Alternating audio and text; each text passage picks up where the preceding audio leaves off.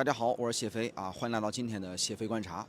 6月22號啊，中國國際供應鏈促進博覽會呢在北京開幕了。那麼，中國國際供應鏈促進博覽會呢是全球第一個以供應鏈為主題的國家級的展會。那麼，全球的供應鏈、產業鏈、價值鏈緊密的聯繫，每個國家都是合作鏈條當中的一環。那麼，維護全球的產業鏈、供應鏈的穩定暢通，那需要各方共同的努力。這幾年來呢，我們知道百年變局加速演進，國際形勢呢變亂交織，那麼經濟全球化遭遇到逆流，單邊主義、保護主義顯著的加劇，產業鏈、供應鏈的碎片化風險正在增加。近日呢，我們看到布魯塞爾的歐洲理事會呢舉行了一個閉門晚宴啊，名義上是討論全球的宏觀經濟失衡的問題，實際上核心議題一直是建制中國。那據歐盟公布的數據統計呢，到2025年，歐盟呢對華的貿易逆差達到了3600億歐元，日均貿易的缺口超過了10億歐元。外界普遍關注的是，歐盟會採取這種強硬的貿易制裁措施，還是只停留在口頭的討論階段呢？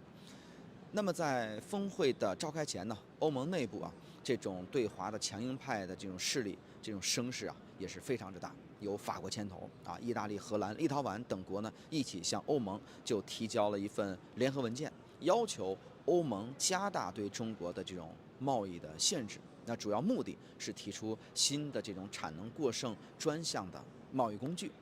對標美國的301條款。那可以繞過這個行業的這種調查程序，那直接呢以市場系統性扭曲為由，單方面的加徵關稅。馬克龍在會前就一直公開喊話，要求呢歐洲重要的產業減少對中國的依賴度推進產業的脫鈎。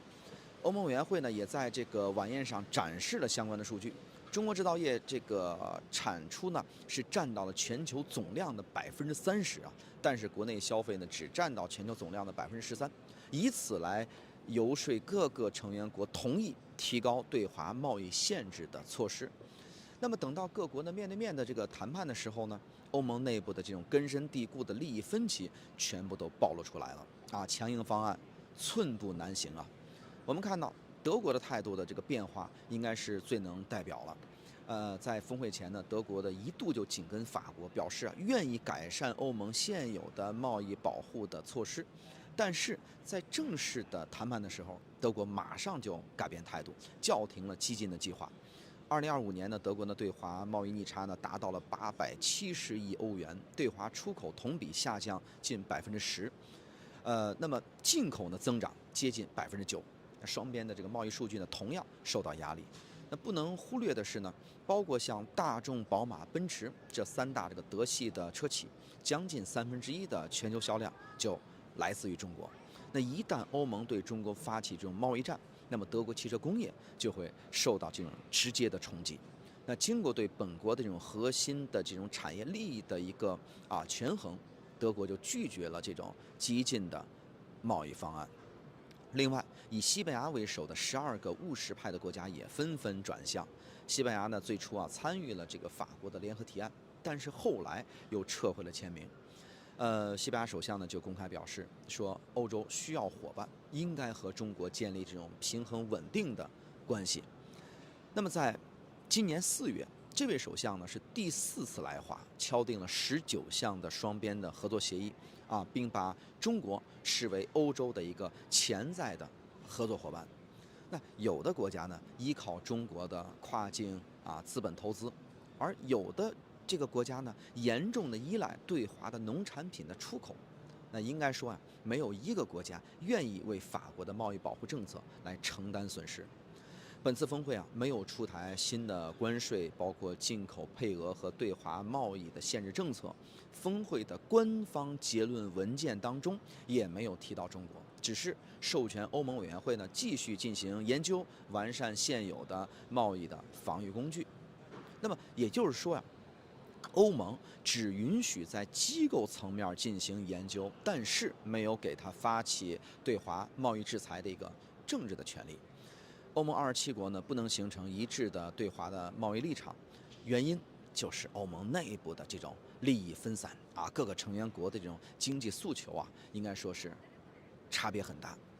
那法國呢強行這個硬推对華的政策，一方面是為了保護本國這個電動車等優勢的產業抵禦中國產品的這種衝擊。那另一方面也是出於國內政治的考慮，通過塑造歐洲利益守護者的一個形象來爭取選民的支持。但是我想這一套訴求不能夠適應其他成員國的一個發展的需求。